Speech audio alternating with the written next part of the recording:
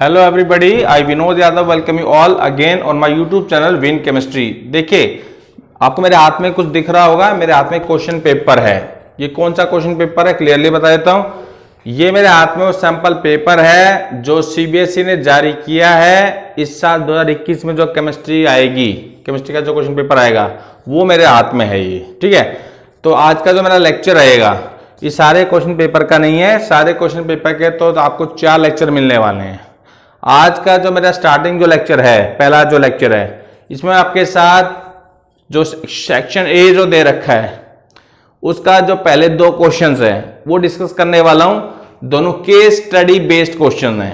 Means आपको क्या किया उसने, he has provided you 2 passages in this 2 questions and based on this 2 passages he has given you 4 question each. Her passage के आधार पे आपको 4-4 question दिए गए हैं। पिछले लेक्चर में मैंने आपके साथ सब कुछ डिस्कस कर दिया था कि इस साल का क्वेश्चन पेपर का क्या ट्रिक रहने वाली लोगों की, सीबीएसई की, ठीक है। और ये बात आप मान के चलिए, सीबीएसई को लेकर के मैं एक बात कह सकता हूं कि सीबीएसई जो जारी करता है, जो स्टाइल उसने जारी करी है, आपका फाइनल ईयर का जो क्वेश्चन पेपर है उसी आधार पे आपको मिलने वाला है। क्लियर हो गया।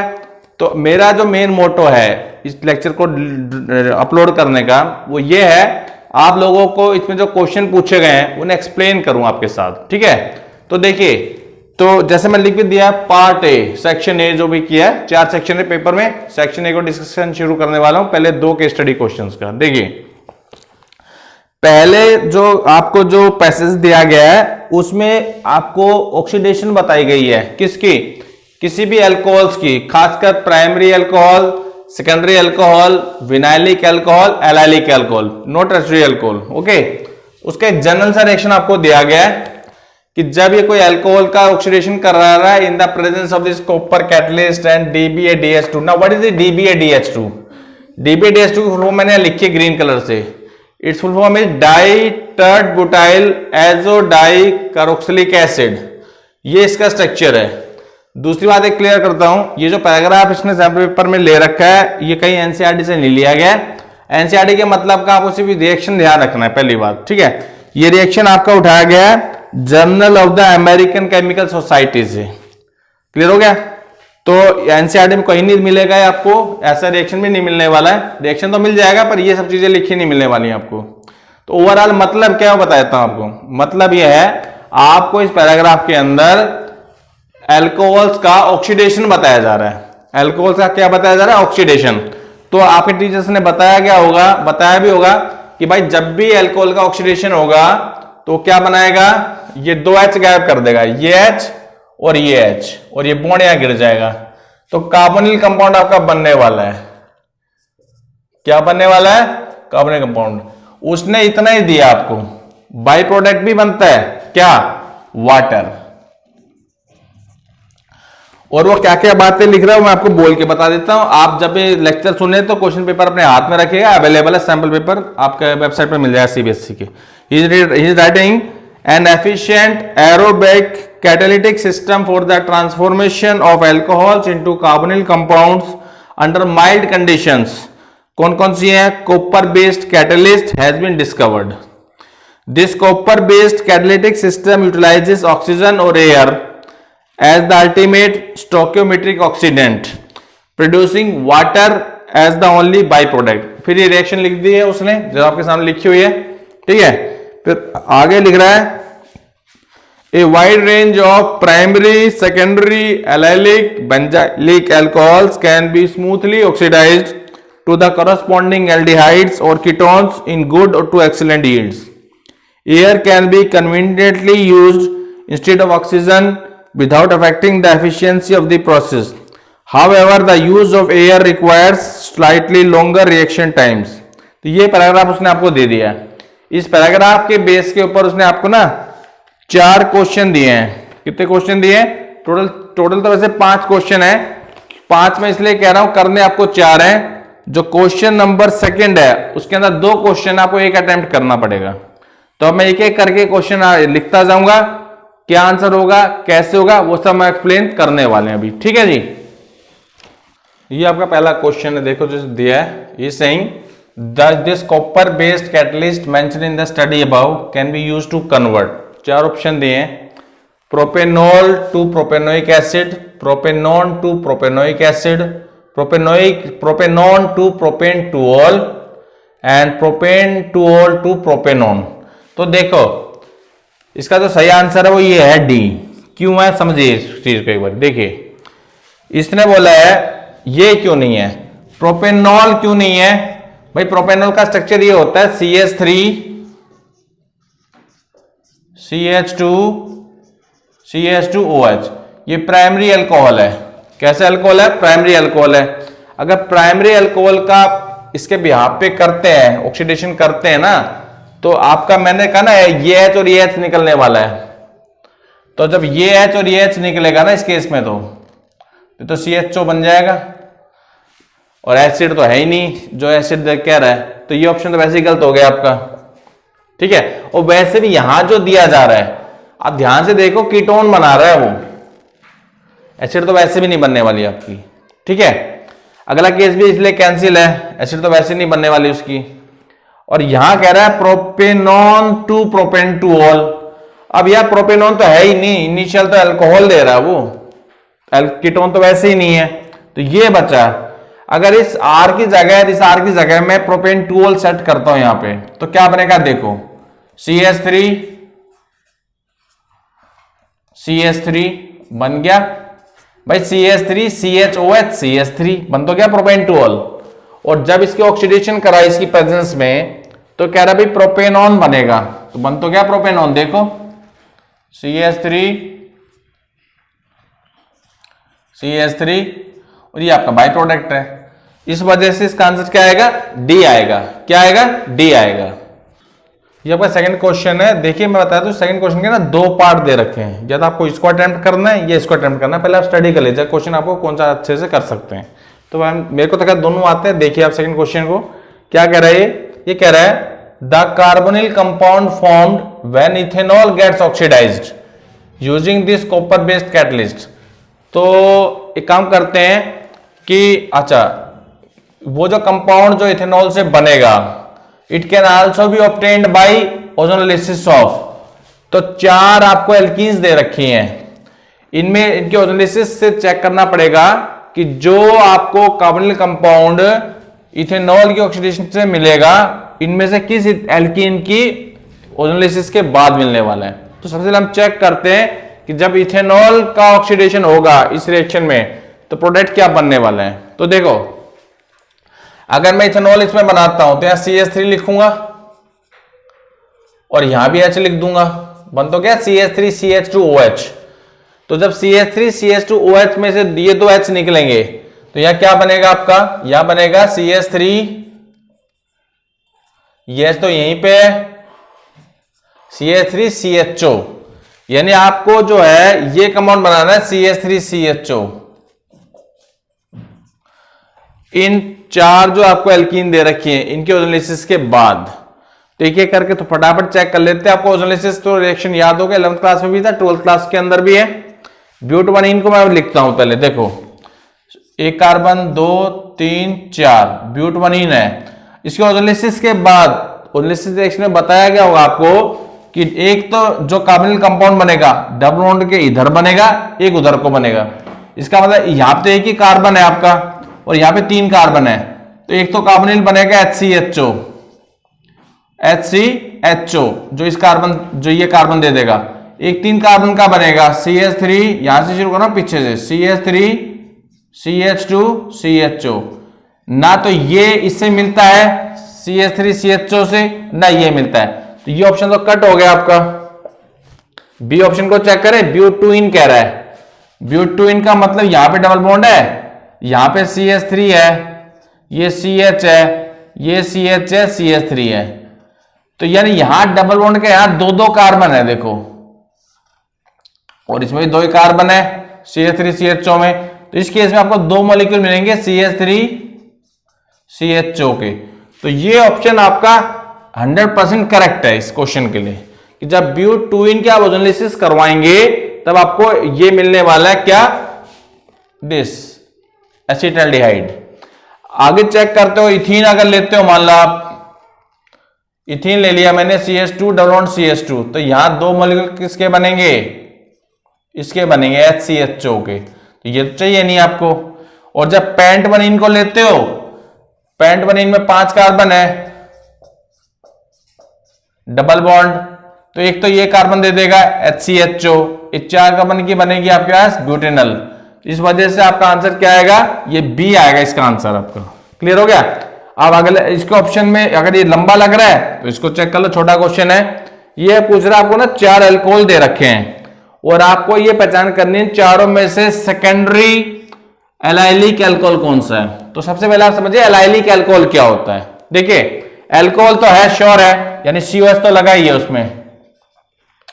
अब एलाइलिक का मतलब क्या है, एलाइलिक का मतलब है जिस कार्बन से OH लगा ना उसका जो अगला कार्बन है वो डबल बॉन्ड में आपका, यानी ये ऐसा स्ट्रक्चर चाहिए हमें। क्लियर हो गया। तो और वो भी सेकेंडरी अल्कोहल चाहिए। सेकेंडरी अल्कोहल का मतलब ये कार्बन जो है बीच में होना चाहिए इस टाइप से, मतलब इस कार्बन के साथ 2 कार्बन अटैच होने चाहिए। ये पहले पता था एलाइलिक क्या होता है, अब ये इस कार्बन क्यों लगा है, सेकेंडरी को बताने के लिए। तब चेक ये करना है इन चारों में से किसका स्ट्रक्चर इससे मैच करेगा।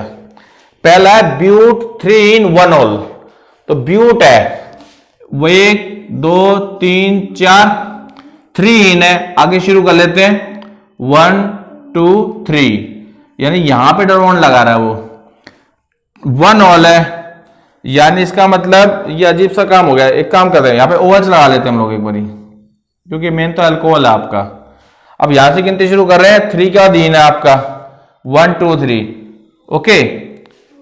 तो ये सेकेंडरी अल्कोहल तो है नहीं आपका, क्योंकि देखो इस चारों कार्बन लाइन में थे, जिस कार्बन के साथ OH लगा हुआ है वो कार्बन तो एक ही कार्बन से जुड़ा हुआ आपका, तो इसलिए वजह से विनाइलिक एलाइलिक तो है नहीं, इसलिए ये तो कैंसिल हो गया आपका। इसको चेक करें ब्यूट 2 in 2 ol को, ये सेइंग ब्यूट 2 in 2 ol, यानी दोनों OH भी नंबर 2 पे लगा हुआ है और डबल बॉन्ड भी नंबर 2 पे लगा हुआ है। तो ये केस में मुझे नजर नहीं आ रहा वैसे तो, देख चेक कर लें एक बार, ब्यूट 2 in 2 ol, तो ये केस भी नहीं है आपका। क्लियर हो गया आपको, ये केस भी मुझे स्ट्रक्चर से मैच करता दिखाई नहीं दे रहा बिल्कुल भी। ठीक है, थर्ड वाले को चेक करें। प्रॉप वाले केस में 1 2 3, प्रॉप 2 in, प्रॉप में 2 in तो होता ही नहीं है, तो वैसे ही कैंसिल हो गया। 2 in तो मतलब ही नहीं है, अगर आप यहां से शुरू करते हो तब पीछे से शुरू हो जाए गिनती आपकी, तो वैसे ही गलत हो गया आपका। ठीक है, तो भूल जाइए आप प्रॉप 2 in all, ना बन जाए, स्ट्रक्चर तो बन जाए, सॉरी स्ट्रक्चर बन जाएगा आपका। प्रॉप 2 in all है, मेन तो ओल है ना, नंबर 1 पे लगा हुआ ये। अब ये कार्बन नंबर 1 है तो नंबर 2 पे आप लगा रहे हैं इसको, तो देखो ये एलाइलिक तो है पर सेकेंडरी नहीं है, इस वजह से कैंसिल हो गया आपका ऑप्शन। और ये तो वैसे भी आपको इसको चेक कर लेते हैं ब्यूटेन 2 ol को एक बारी, ब्यूटेन 2 ol कह रहा है ये, तो ये एलाइलिक किस लिए नहीं होगा, क्योंकि इसमें तो AN है। पहले वाले को फिर से चेक करने एक बारी, ब्यूट 3 in 1 ol, ब्यूट बनाओ 1 2 3 4, 1 ol, मतलब यहां शुरू करता हूं मैं 1 2 3 4, 3 in कह रहा है, यानी कि इसके बाद है आपका डबल बॉन्ड 3 के बाद, तो ब्यूट 1 2 3 in 1 ol। क्वेश्चन सही है, दिखाना एक बारी, सॉरी ऑप्शन गलत लिख दिया, यहाँ पे 2 ol दे रखा है, इसलिए आंसर यही होगा आपका। 2 ol कह रहा है वो, 2 ol का मतलब आपका OH यहां नहीं है, आपका OH यहां पे लगा हुआ है, तो OH इस कार्बन से लगा हो गया सेकेंडरी अल्कोहल। भाई यहां भी कार्बन है, इस साइड भी कार्बन है आपके, गिनती मैंने यहां शुरू करी है, इसलिए नंबर 2 पे मेरा OH लगा हुआ है। तो ये आपका सेकेंडरी एलाइलिक अल्कोहल। कैसे, फिर से समझ लीजिए, मैंने यहां से गिनती शुरू करी, 2 ol था इसलिए सेकंड पे OH लगा लिया, 3 पे इन था इसलिए थर्ड नंबर के बाद डबल बॉन्ड लगा लिया। अब ये स्ट्रक्चर इससे मैच करके देखो जरा एक बारी, इसे मैच करके देखो, बिल्कुल मैच कर रहा है भाई। C double bond C, C double bond C, single bond C, single bond C, C के साथ OH, C के साथ OH, C के साथ C, C के साथ C, तो इस वजह से ये इसका ऑप्शन हो जाएगा थर्ड वाला। स्ट्रक्चर्स आने चाहिए आपको, ठीक है। ये आपका थर्ड क्वेश्चन है, बड़ा जरूर है पर है 1 नंबर का ही, पहले क्लियर कर देता हूं। यहाँ पे आपको क्या है, एल्डिहाइड कीटोन्स की रिएक्शंस कुछ पता होनी चाहिए। देखो पहला स्टेटमेंट पढ़ लेते हैं। ही is saying benzyl alcohol on treatment with this copper based catalyst gives A compound A. उससे कोई कंपाउंड ए मिलेगा आपको बेंजाइल अल्कोहल से। ए का रिएक्शन आगे करा रहा है क्यूएच के साथ, जो देता है कंपाउंड बी और कंपाउंड सी। फिर कह रहा है कंपाउंड बी का जब ऑक्सीडेशन होता है in the presence of alkaline केमनोवर, दोबारा सी मिलता है। आपको एबीसी आइडेंटिफाई करके बताने, ऑप्शन तो बाद में देखेंगे, पहले रिएक्शंस को लिख लेते हैं हम लोग ताकि आपके सामने ऑप्शन अपने आप ही आ जाएं। देखिए what is a benzyl alcohol. Benzyl group ये होता है ना, बेंजीन और CH2 होता है, ये बेंजाइल ग्रुप है, इसमें अल्कोहल है। दिस इज योर OH लगा दो, ये आपका बेंजाइल अल्कोहल है। अगर इसको मैं यहां पुट करता हूं तो ये बेंजीन, ये C, ये 2H, ये OH। क्लियर हो गया आपको। तो अगर यहां पे पुट करते हैं हम इसको, चलो यहां नहीं, तो चेन रिएक्शन है तो यहां के नहीं, इसको यहीं पुट करेंगे। तो जब इसका ऑक्सीडेशन हुआ इसकी प्रेजेंस में तो क्या देगा, एक H ये जाएगा, एक H यहां से जाएगा, तो ये क्या बनाएगा, बेंजल्डिहाइड बना देगा। क्या बना देगा, बेंजल्डिहाइड। तो ये तो आपका बेंजल्डिहाइड है, श्योर है। तो बेंजल्डिहाइड कितनों ऑप्शन में दे रखा है, 3 ऑप्शंस में दे रखा है, ए में भी है, बी में भी है, सी में। तो इससे तो बात बनेगी। ये तो वैसे कट हो गया जब शुरुआत में बेंजोइक एसिड दे दिया, तो इसको तो भूल जाओ अभी आप लोग। तो बेंजल्डिहाइड है अभी। आगे देखो बेंजल्डिहाइड का क्या करता है। आगे कह रहा है कि जब बेंजल्डिहाइड का रिएक्शन हमने, अब यहां बेंजल्डिहाइड लिख लूं मैं क्योंकि जगह कम है, तो ये मैं लिख लेता हूं ऐसे C6H5CHO, ये मेरा ए कंपाउंड है। जब इसका रिएक्शन मैंने KOH के साथ करवाया तो ये देखो ये कौन सा नेम रिएक्शन है, ये नेम रिएक्शन है क्योंकि प्रोडक्ट 2 बना रहा है, बी और सी। तो ये कैनिजारोज रिएक्शन होने वाला है। यहां पे कौन सा रिएक्शन है, ये कैनिजारोज रिएक्शन होने वाला है। कैनिजारोज रिएक्शन में क्या क्या बनता है, एक तो अल्कोहल ही बनेगा इसका, तो दोबारा से आपका बेंजाइल अल्कोहल ही बनने वाला है, C6H5CH2OH। ये तो हो गया बी कंपाउंड। एक बनेगा एसिड का साल्ट, बेंजोइक एसिड का साल्ट, यानी कि C6H5COK, ये हो गया सी आपका। यानी एक तो है आपका बेंजल्डिहाइड, एक है बेंजाइल अल्कोहल, एक है potassium salt of benzoic acid. तो मतलब सीधी सी बात है, आपका ऑप्शन ए सही है। वैसे तो ये क्यों गलत हो गया, क्योंकि वो कह रहा है कि जो बी कंपाउंड है ना, वो कह रहा है कि जो आगे हिंट दे रहा है कि इन दोनों में से कौन सा होगा। ये कह रहा है जो बी का अगर ऑक्सीडेशन करवाओगे तो कंपाउंड सी दे देगा आपको। तो भाई जब इसका ऑक्सीडेशन आप करवाओगे ना, अब यहां इसका ऑक्सीडेशन कराने का मतलब H निकालना, H तो निकालना है पर ये वाले H निकलेंगे आपके। जब इस बी का अगर आप ऑक्सीडेशन कराओगे तो क्या बन गया है, C6H5COH। अब पोटेशियम साल्ट बनाना है तो KCl से करा के ये दोबारा बन जाएगा। इस तरह से कह रहा है सी बन रहा है आपका। इसलिए मैंने बोला कि बेंजाइल अल्कोहल आपका बी बनने वाला है। तो आपका ऑप्शन कौन सा होगा, ऑप्शन नंबर ए होगा आपका। तो होपफुली, हालांकि देखो ये क्वेश्चन 1 नंबर में देने लायक तो था नहीं, 2 या 3 नंबर के लायक था, क्योंकि रिएक्शन लिख लिख के आपको पता चलेगा कि हमारे पास वास्तव में सही ऑप्शन कौन सा है। क्लियर हो गया आपको। तो यहां तक क्लियर है, आपको समझ गए। ये आपका आखिरी क्वेश्चन है इस पैराग्राफ बेस पे, बड़ी सही, ये बड़ा ही क्वेश्चन है। An organic compound x with molecular formula आपको दे दिया है, तो अल्कोहल ही। अभी प्राइमरी अल्कोहल है कि सेकेंडरी अल्कोहल आगे पता चलेगा। Reaction with this copper based catalyst gives compound Y Tollens reagent को रिड्यूस कर रहा है। तो श्योर है अगर वाई टॉलरेंस रिएजेंट को रिड्यूस कर रहा है तो और बनने वाला कार्बोनिल कंपाउंड है वाई, तो ऑब्वियसली एल्डिहाइड ही होगा। और अगर ये वाई एल्डिहाइड है तो अल्कोहल प्राइमरी अल्कोहल आपका। कैसा अल्कोहल है, प्राइमरी अल्कोहल आपका। तो इसका मतलब एक्स जो है 3 कार्बन का प्राइमरी अल्कोहल, ये तो बनेगा CH3CH2OH, ये तो आ गया आपका एक्स। समझ गए। जब इसमें इसका रिएक्शन इसके साथ करवाया, इसको मतलब इससे जब कार्बोनिल कंपाउंड बना आपका, तो कार्बन कंपाउंड इस कंडीशन में तो क्या बनेगा, वो CH3 CH2 CHO। अरे आई बात समझ में, ये आपका X हो गया, जिसने कैटलिस्ट ने रिएक्शन के बाद जब इसका ऑक्सीडेशन हुआ ये H गया ये H गया, तो ये आपका Y बन गया आपका। ठीक है, आगे क्या कह रहा है, व्हाइट ऑरेंज को रिड्यूस करता है। ठीक है, बिल्कुल करेगा। जब इसका रिएक्शन X का ही रिएक्शन जब आपने सोडियम मेटल से करवाया तो 10th क्लास का रिएक्शन है, हाइड्रोजन गैस को रिलीज करेगा अल्कोहल, तो क्या बनाएगा CH3 CH2 CH2ONA, ये आपका Z बन गया। पर X Y Z नहीं आइडेंटिफाई करने, हमने आइडेंटिफाई कुछ और करना है। क्वेश्चन तो ये है मेन आपका, ये कह रहा है कि अगर Z का रिएक्शन आप इससे कराते हो, किससे, 2 क्लोरो 2 मिथाइल प्रोपेन, 3 कार्बन का है, प्रोपेन है, 2 क्लोरो है और 2 ही मिथाइल है, CH3 CH3, यानी रिएक्शन इनके बीच में होने वाला है प्लस Z और इसके बीच में, तो प्रोडक्ट क्या बनेगा।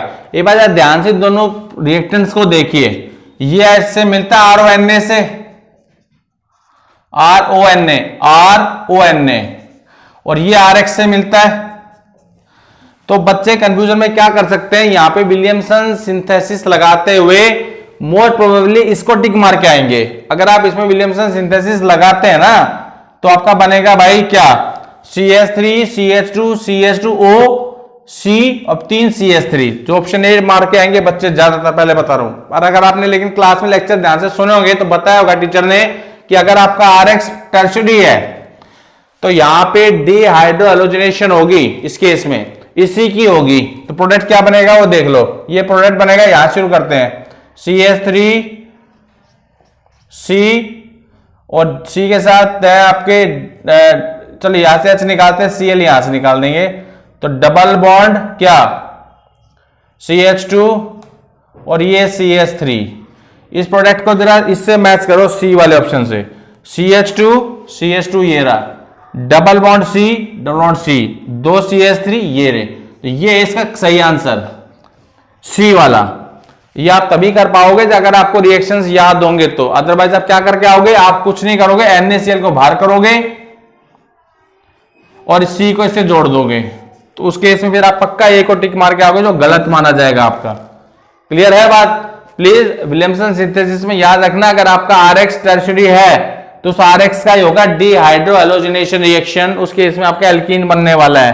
तो ये हमारा पहला केस स्टडी क्वेश्चन आपका हो गया है। ठीक है जी, हम आते हैं सेकंड क्वेश्चन के ऊपर। ये भी केस स्टडी है और यहां भी एक पैराग्राफ आपको दिया गया, जैसे मैंने पैराग्राफ लिखी दिया आपके लोगों के लिए।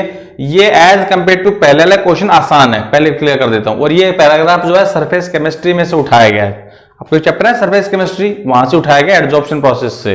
ठीक है, तो एडजॉर्प्शन प्रोसेस का जो एप्लीकेशन था टैनिंग ऑफ लेदर, वहां से लिया गया ये।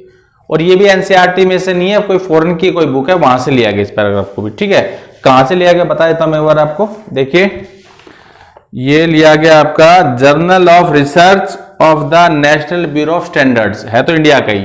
ठीक है जी, तो देखो काफी बड़ा पैराग्राफ है, समझ लीजिए एक बार, फिर बताऊं क्वेश्चन कैसे आने आपको। यहाँ पे ही is saying the amount of moisture that leathers absorbs और loses is determined by temperature, relative humidity, degree of porosity and size of pores. कि भाई लेदर जो होता है, जो एनिमल हाइड से आपको मिलता है, उसके अंदर जो मॉइस्चर की जो एब्जॉर्प्शन है, एड्जॉर्प्शन, वो किस चीजों पे डिपेंड कर रही है, वो डिपेंड करती है टेम्परेचर के ऊपर, रिलेटिव ह्यूमिडिटी के ऊपर, डिग्री ऑफ पोरोसिटी के ऊपर और साइज ऑफ पोर्स के ऊपर। पता है ना पोरोसिटी कितना पोरस है या कितना पोरस नहीं है। ठीक है, now moisture has great practical significance because it's amount affects the durability of the leather.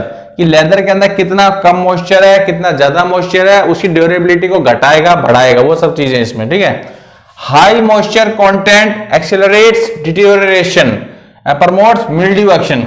अगर आपके लेदर में मॉइस्चर का कंटेंट ज्यादा है तो लेदर टूटेगा और उसमें फंगस इन्फेक्शन हो जाएगा। मिल्ड्यू एक्शन मतलब फंगस एक्ट कर सकते हैं उसके ऊपर। ठीक है, on the other hand a minimum amount of moisture is required to keep leather properly lubricated. लेकिन थोड़ा बहुत मॉइस्चर होना भी चाहिए ताकि वो लुब्रिकेट रहे, चिकना रहे, एंड दस प्रिवेंट क्रैकिंग, उसकी क्रैकिंग ना हो। ये पहले पैराग्राफ में दे रखा है उसने।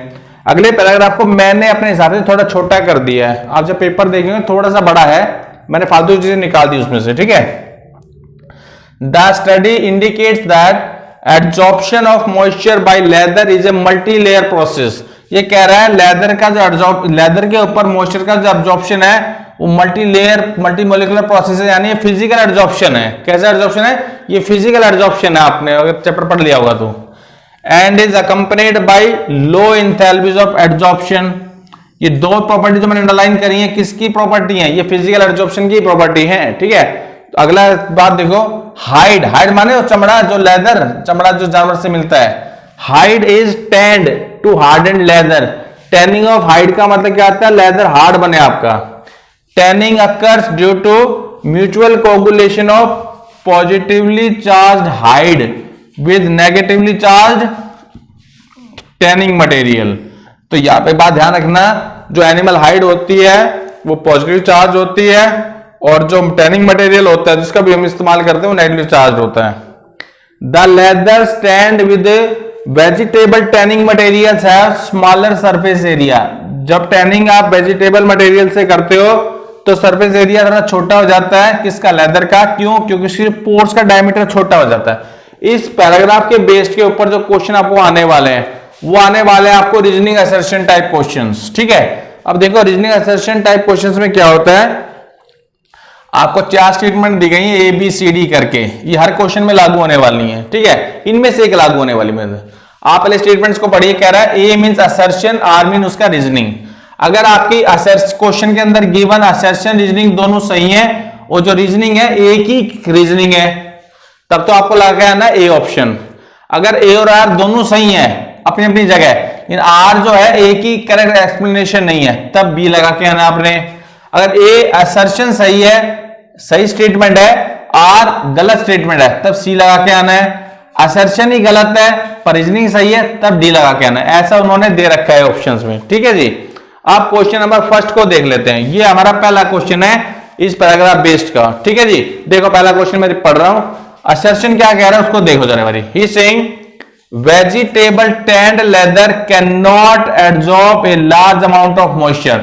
जो लेदर ऑलरेडी टैंड हो चुका है, टैनिंग हो चुकी है किसकी मदद से? वेजिटेबल मटेरियल से, वो आपका ज्यादा अमाउंट मॉइस्चर का एब्जॉर्ब नहीं करेगा। तो सही तो कह रहा है, यहां पे कहीं आया तो था, देखो इस लाइन को पढ़ो। ये saying the leather stand with vegetable tanning materials have smaller surface area. जब सरफेस एरिया कम है तो एब्जॉर्प्शन कहां से करेगा वो? तो ये स्टेटमेंट तो सही है। ये तो रीजनिंग क्या कह रहा है? ये saying porous material have large surface area. ये स्टेटमेंट ही अपनी जगह सही है, लेकिन जो ये स्टेटमेंट है इसका रीजन नहीं है ए का। बस दोनों स्टेटमेंट अपनी अपनी जगह सही है, लेकिन जो रीजन है ए का रीजन नहीं है वो। इस वजह से इस पहले क्वेश्चन का जो आंसर आप लगा के आएंगे वो बी लगा के आएंगे। इसके आगे आप क्या लिखो? इसका जैसे 1 लिख दिया आपने, 1 के आगे और आंसर में क्या लिखोगे? आंसर जैसे लिखा, मिटा दो मैं इसको एक बारी। तो देखो कैसे आपको लिख के आना। ये पहला क्वेश्चन आपने आंसर की में लिख लिया, इसका आंसर यहां लिखा नीचे, आंसर बी लगा के आएंगे आप। और बी के आगे जो उसने जैसा लिखा है वैसी बात आप लिख के आएंगे। A and R both are correct but R is not correct explanation of A. ये पहले का आंसर हो जाएगा और आपको मार्क्स मिल जाएंगे 1 नंबर। इस तरीके से हमारा पहला क्वेश्चन हो गया, ठीक है जी। ये आपका सेकंड क्वेश्चन है। देखो असर्शन क्या कह रहा है? He saying animal hide soaked in tannin results in hardening of the leather. जो जानवर की खाल है एनिमल हाइड, उसको जब टैनिन मटेरियल में डुबोया तो हार्ड लेदर बन गया वो। तो सही है, असर्शन सही है, कोई दिक्कत नहीं है। आर को देखो, he saying tanning occurs due to mutual coagulation, ये भी सही है। और ये बता दूं आपको, ये इसकी बिल्कुल सही एक्सप्लेनेशन है। ये हार्ड क्यों है, लेदर हार्ड क्यों है? क्योंकि टैनिंग हो गई है। टैनिंग किसकी वजह से हुई है भाई? म्यूचुअल कोगुलेशन हो गया। किस किस का? पॉजिटिवली चार्ज एनिमल हाइड का और नेगेटिवली चार्ज टैनिंग मटेरियल का। इस वजह से ए और आर दोनों सही है, और जो आर है ए की बिल्कुल सही एक्सप्लेनेशन है। तो इसका आंसर आप क्या लिख के आओगे? सेकंड का आंसर आप लिख के आओगे ए। ए लिखने के बाद ये लाइन लिख के आनी आपने, A and R both are correct and R is the correct explanation of A. तो ये आपके सेकंड क्वेश्चन भी हो गया, ठीक है। ये आपका थर्ड क्वेश्चन है, देखो आसान सा है। ये सेइंग असर्शन में क्या कह रहा है, adsorption of moisture by leather is physisorption, physical adsorption है कह रहा है। रीजन कह रहा है it is a multi molecular process and is accompanied by low enthalpies of adsorption. ये जो रीजन है तो पैराग्राफ में दे भी रखा है, मैंने अंडरलाइन भी किया था। It is a multi molecular process and is accompanied by low enthalpies of adsorption. उस दौरान मैंने बताया भी था कि फिजिकल एड्जॉर्प्शन का एग्जांपल है। इस वजह से क्या है, दोनों अपनी अपनी जगह सही है और ये जो एक्सप्लेनेशन है इसकी बिल्कुल सही एक्सप्लेनेशन है। ऊपर कह रहा है कि भाई जो एड्जॉर्प्शन है मॉइस्चर का वो फिजिकल एड्जॉर्प्शन है, नीचे उसका रीजन भी बता दिया क्यों है, क्योंकि मल्टी मॉलिक्यूलर प्रोसेस है, is accompanied by low enthalpies of adsorption. इस वजह से जो इसका आंसर आप लिख के आओगे वो ए लिख के आओगे, थर्ड का ए है आपका। ए और R both are correct and R is the correct explanation of A. अब एक क्वेश्चन और है, उसमें दो ऑप्शंस है, ठीक है, सॉरी ऑप्शन नहीं, दो चॉइस है, मींस या तो आपको पहले वाला पार्ट करना है या दूसरे वाला पार्ट करना है। मैं एक एक पार्ट आपको कराने वाला हूं भी, ठीक है। जब का फोर्थ क्वेश्चन का पहला ऑप्शन है जो आप कर सकते हैं, नहीं तो ये नहीं है दूसरा हम कर लेंगे। देखो पहला ऑप्शन देखो, असर्शन क्या कह रहा है, he saying leather stand with vegetable tanning materials of smaller surface area. कहीं लिखा, ये लिखा वैसे लिखा है इसने, the leather stand with vegetable tanning materials of smaller surface area. Reason क्या दे रहा है, the capillaries present in such leathers are reduced to smaller diameter. Paragraph में देखो क्यों, रीजन भी दे रहा है आपको, देखो since their capillaries are reduced to smaller diameter. तो बहुत आसान, तो डायरेक्ट ही मिल गया आपको पैराग्राफ में से ही, यानी ए और आर दोनों सही है और आर का वो रीजन दे भी रहा है पैराग्राफ में, तो इसकी सही एक्सप्लेनेशन भी है। इसलिए फोर्थ का आंसर आपका ए ही आएगा, ये वाला ऑप्शन, मतलब A and R both are correct and R is the correct explanation of A. अब जो बच्चा इसको भी नहीं कर पाएगा तो फिर एक ऑप्शन और दे रखा है और में, उसको और कर लेते हैं हम लोग, ठीक है। ये उसको ऑप्शन में दूसरा दे रखा है, ये भी आसान है काफी। असर्शन में क्या दे रहा है देखो, he saying leathers absorbs different amount of moisture. इन्होंने लिखा भी होगा, यहाँ पे पढ़ेंगे आप जब इसको, कि आप देखोगे कि जो लेदर्स होते हैं अलग अलग एनिमल्स से जो ऑब्टेन होते हैं वो आपके अलग अलग तरह का मॉइस्चर अब्जॉर्ब करेगा, कोई ज्यादा करेगा कोई कम करेगा, डिपेंडिंग ऑन द टैनिंग, कि टैनिंग कितना हो उसका। टैनिंग अगर कम हुआ है तो ज्यादा अब्जॉर्ब करेगा, टैनिंग अगर ज्यादा हुआ है, टैनिंग अगर कम हुआ है तो ज्यादा अब्जॉर्ब करेगा, और टैनिंग अगर अच्छे से हुई है, प्रॉपरली हुई है, तो कम अब्जॉर्ब करेगा, ठीक है। इसलिए लिखा है कि लेदर जो है अलग अलग तरह के मॉइस्चर, अलग अलग लेवल के मॉइस्चर अब्जॉर्ब करेगा। रीजन क्या दे रहा है देखो इसका, he saying some moisture is required to prevent cracking of leather. Statement ये भी सही है, पर इसका इससे कुछ ज्यादा लेना देना मुझे लग नहीं रहा है, ठीक है। ये इसकी एक्सप्लेनेशन नहीं हो सकती, पर अपनी जगह ये भी सही है, ठीक है। तो इस क्योंकि एक्सप्लेनेशन तो लिखा है इसने यहाँ पे, ठीक है, ठीक है ना, high moisture content accelerate deterioration promotes mildew action. लेकिन जब कम हुआ, मिनिमम अमाउंट हुआ some, minimum amount of moisture is required to keep leather properly lubricated and prevent cracking. तो इसने लिखा भी यहाँ पे क्रैकिंग। तो ये दोनों अपनी अपनी जगह सही हैं, पर आर इसकी सही एक्सप्लेनेशन नहीं है, करेक्ट एक्सप्लेनेशन नहीं है, एक ही है। इस वजह से जो इसका आंसर आएगा वो बी आएगा आपका। तो इस तरीके से मैंने सेक्शन ए के जो दो जो केस स्टडी जो क्वेश्चन थे आपके, एक जो पहले में पैराग्राफ बेस्ड दिया था आपका एल्डिहाइड कीटोन से, एसिड से, दूसरा सरफेस केमिस्ट्री से लिया था। मुझे ऐसा लगता है कि जो सेकंड जो पैराग्राफ था इसके यहाँ पे जो क्वेश्चन थे वो आसान थे, क्योंकि इसके ज्यादातर जो आंसर आपको यहां से ही मिल जाएंगे, इस पैराग्राफ में से, उसके पैराग्राफ में से नहीं थे। वहां पे आपको रिएक्शन ही याद होनी चाहिए, ठीक है जी। मैंने अपनी तरफ से पूरी कोशिश की है कि जो इस बार बोर्ड का एग्जाम देंगे बच्चे केमिस्ट्री में वो अच्छा करके आए, लेकिन ये श्योर है कि ये पेपर तो आपको करके जाना ही चाहिए, क्योंकि इसमें क्वेश्चन अच्छे लेवल के दे रखे हैं, ठीक है। और प्लीज कोरोना का बहाना मत बनाइए, अपनी पढ़ाई जारी रखिए, क्योंकि बच्चे इस बार भी 90% से ऊपर लेंगे, और जिन्होंने पढ़ाई नहीं की उनके लिए थोड़ा टिपिकल काम जरूर है इस बार। क्योंकि मैं पहले भी कहा था कि सीबीएसई कभी भी डायरेक्ट क्वेश्चन नहीं देगी, कि डायरेक्ट क्वेश्चन दे दिया आपने उतार लिए वहां से, बिल्कुल नहीं होगा, मेहनत आपको करनी पड़ेगी, ठीक है। तो अगर आपको मेरा लेक्चर अच्छा लगा हो, मेरी कोशिश अच्छी लगी हो, तो मुझे लाइक कीजिएगा, शेयर कीजिएगा। जो मेरे साथ पहली बार जुड़े हैं please subscribe my channel. I am very thankful to you. Okay, thank you.